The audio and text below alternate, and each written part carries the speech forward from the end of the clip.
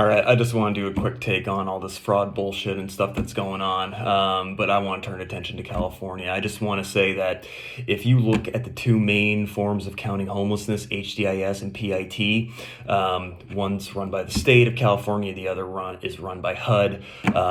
You can see that between 2020 and 2024, homelessness has increased in the state of California from between 15% on the low end, that's the PIT count, which is probably not, that one is known for being inaccurate, all the way up to 42% from HDIS, which I would say is a much more credible count. You know, you can look it up, HDIS, it's just Google HDIS California. You'll find it, you'll see what it is, no problem. But again, $24 billion sunk, homelessness up 40% in the state of California between 2020 and 2024.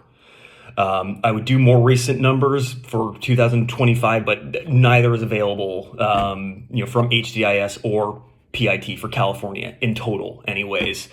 So, again, imagine what that money could have done if it was actually put to good use, if there was oversight once it was given to these programs like Home Key, for example. And there's a couple, something about encampments, dealing with that, COVID era payments to cover rent and all this.